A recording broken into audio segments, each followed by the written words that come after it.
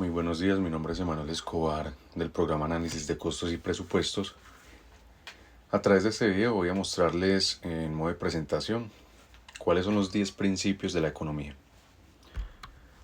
Bueno, empezamos con los primeros dos principios. El primer principio: las personas enfrentan disyuntivas. No se puede hablar y silbar al mismo tiempo. A partir de este famoso dicho empezamos a ver cómo las personas toman decisiones y debemos elegir entre dos opciones y hacernos cargo de este rol. Dentro del texto observamos cómo se hace una comparación en la que la disyuntiva más común es entre pan o armas. Entre más gaste la sociedad en defensa nacional, o sea en armas, menos dinero tendrá para gastar en bienes de consumo, en alimentación, y así mejorar el nivel de vida de la sociedad en conjunto. El principio número 2. El costo de una cosa es aquello a lo que se renuncia para obtenerlo. Debido al primer principio, las disyuntivas generan la necesidad de comparar los costos y beneficios de los diferentes cursos de acción que pueden tomar. Sin embargo, en muchos casos el costo de una acción no es tan evidente como podría parecer al principio. El costo de oportunidad es lo que se sacrifica con el objetivo de obtener algo. En el texto vemos un ejemplo que nos dice básicamente que se discute la decisión de asistir a la universidad, destacando que el beneficio principal es el enriquecimiento intelectual y mejores oportunidades laborales. Sin embargo, advierte que los costos no se limitan solo a gastos como matrícula, libros, alojamiento y manutención, sino que también incluye lo que se deja de ganar o experimentar durante ese tiempo. Principio número 3. Las personas racionales piensan en términos marginales. El texto presenta el principio 3 de la economía. Las personas racionales piensan en términos marginales. Se explica que los economistas asumen que los individuos toman decisiones racionales buscando maximizar sus objetivos mediante pequeños ajustes o cambios marginales en sus planes. Las decisiones no suelen ser absolutas, sino que involucran elegir entre opciones incrementales, como decidir entre estudiar una hora más o ver televisión. El concepto de cambio marginal se refiere a estos ajustes y se enfoca en comparar los beneficios y costos adicionales de cada opción. El texto también ilustra este principio como un ejemplo de una línea aérea que debe decidir si vender un asiento vacío a un precio menor al costo promedio, basándose en el costo marginal adicional, que es mínimo de comparación con el costo total. Principio número 4. Las personas responden a los incentivos. Un incentivo es un estímulo que motiva a las personas a actuar, ya sea como recompensa o castigo. Las personas racionales responden a estos incentivos al evaluar costos y beneficios. En economía, los incentivos juegan un papel crucial, como se observa en la forma en que los precios afectan el consumo y la producción. Las políticas públicas, como impuestos o regulaciones, deben considerar cómo alternar los incentivos, ya que pueden producir efectos no deseados. Por ejemplo, los impuestos de la gasolina en Europa fomentan el uso de autos más eficientes, mientras que las leyes sobre cinturones de seguridad en Estados Unidos han llevado a comportamientos más riesgosos al reducir el costo percibido de los accidentes. El principio número 5. El comercio puede mejorar el bien de todos.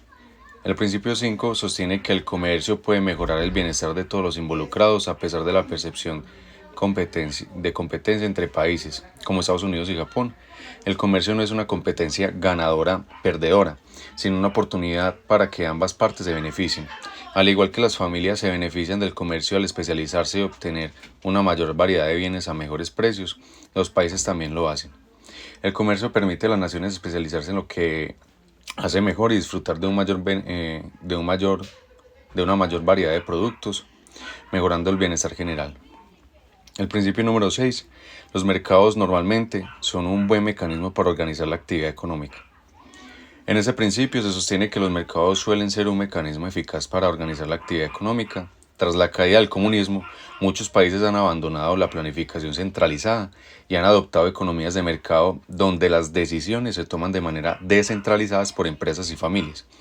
En una economía de mercado, a pesar de que los participantes buscan su propio beneficio, los precios actúan como una mano invisible que coordina las decisiones y promueve el bienestar general. Por ejemplo, Adam Smith argumentó que los precios reflejan tanto el valor social de los bienes como el costo de producirlos, maximizando así el bienestar de la sociedad. La intervención gubernamental que altera los precios puede reducir la eficiencia del mercado y explicar los fracasos de la economía centralizadas, como el comunismo.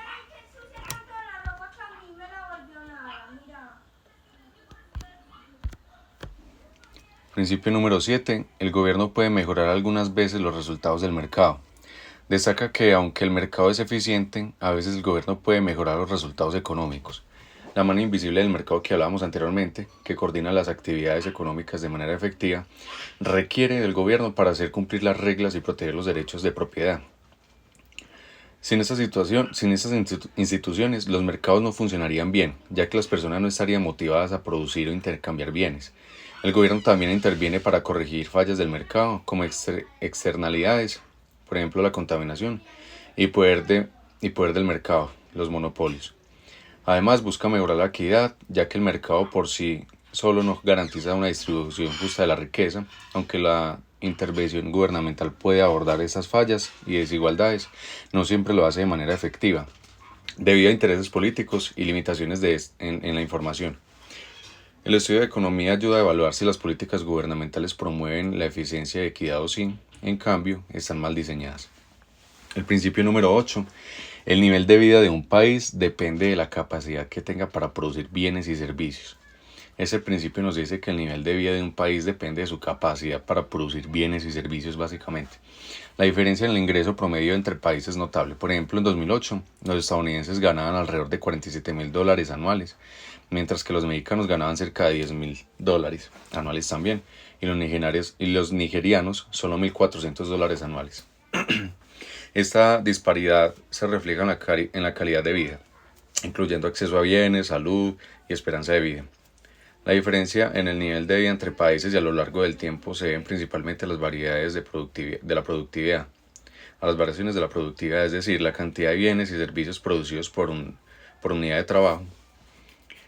En países con alta productividad, los ciudadanos disfrutan de un nivel de vida más alto, mientras que en países con baja productividad la calidad de vida es más baja. El crecimiento del nivel de vida está directamente relacionado con el aumento de la productividad. Por lo tanto, las políticas que mejoran la productividad, como la educación, la inversión en herramientas y tecnología, son cruciales para elevar el nivel de vida. Los cambios en la productividad son el factor clave detrás de las mejoras en el ingreso y el bienestar general, más allá de otras variables como los sindicatos o la competencia internacional. El principio número 9. Cuando el gobierno imprime demasiado dinero, los precios se incrementan. En ese principio vemos cómo la impresión de efectivo y la deuda generan inflación en una economía. La inflación es el aumento generalizado de precios en una economía. Un ejemplo extremo de inflación ocurrió en Alemania durante la década de 1920, cuando el precio de un periódico subió de 30 centavos a 70 millones de marcos en menos de 2 años. Aunque Estados Unidos no ha experimentado una inflación tan grave, ha enfrentado problemas inflacionarios como en los años 70. En la primera década del siglo XXI, la inflación fue más moderada, alrededor del 2,5 anual. La principal causa de inflación alta es el aumento excesivo en la cantidad de dinero en circulación, que reduce su valor y eleva los precios. Bueno, en el principio número 10, la sociedad enfrenta a corto plazo una disyuntiva entre inflación y desempleo. A corto plazo, un aumento en la cantidad de dinero en circulación puede tener efectos complejos y secundarios obviamente. Aunque a largo plazo el aumento de dinero tiende a elevar los precios, la inflación a corto plazo puede estimular la demanda, reducir el desempleo, inflación y desempleo. Los responsables de políticas económicas pueden influir en estas disyuntivas mediante ajustes en el gasto gubernamental, impuestos y a la oferta de dinero. Esos instrumentos afectan la inflación y el desempleo, y su uso es objeto de debate. Por ejemplo, durante la recesión de 2008-2009, el presidente Obama y la Reserva Federal implementaron políticas para estimular la economía mediante recortes impositivos, aumento del gasto y expansión de la oferta de dinero, con el fin de reducir el desempleo. Sin embargo, existía preocupación de que estas medidas pudieran causar inflación alta en el futuro, a nivel internacional. Y para concluir, el aprendizaje que yo tengo sobre este texto de los principios de la economía lo quise dividir en 4 partes. El primero es que los principios económicos fundamentales ayudan a entender cómo toman decisiones las personas y cómo funciona la economía en general. Primero, las personas se enfrentan disyuntivas como vimos en el principio número 1 y parte del 2, lo que significa que deben elegir entre alternativas a asumir las consecuencias, como el dilema entre gastar en defensa o en bienes de consumo. El costo de una cosa es lo que renuncia para obtenerla, conocido como costo de oportunidad, que incluye tanto gastos directos como ingresos perdidos, como al decidir asistir a la universidad. La segunda parte sería las personas racionales toman decisiones en términos marginales, ajustando sus elecciones de manera incremental para maximizar su bienestar. Los incentivos, que pueden ser recompensas o castigos, influyen en el comportamiento económico y las decisiones. El comercio beneficia a todos al permitir especialización y acceso a una mayor variedad de bienes. El tercer aprendizaje que vi también en el texto es que los mercados suelen ser eficaces para organizar la actividad económica, coordinando oferta y demanda, que es muy importante pues en el texto y para entender también la economía y los principios. A través de la oferta y demanda de precios, pero el gobierno puede intervenir para corregir fallas del mercado y promover la equidad, aunque esa intervención debe ser evaluada para evitar ineficiencias. También uno de los puntos es que imprimir demasiado dinero, digámoslo así, en efectivo puede causar inflación, elevando los precios a corto plazo. Un aumento en la oferta de dinero puede reducir el desempleo, pero también causar inflación. Los responsables de políticas pueden equilibrar esos efectos para mantener la estabilidad económica. Bueno, compañero, eso sería todo para esta presentación.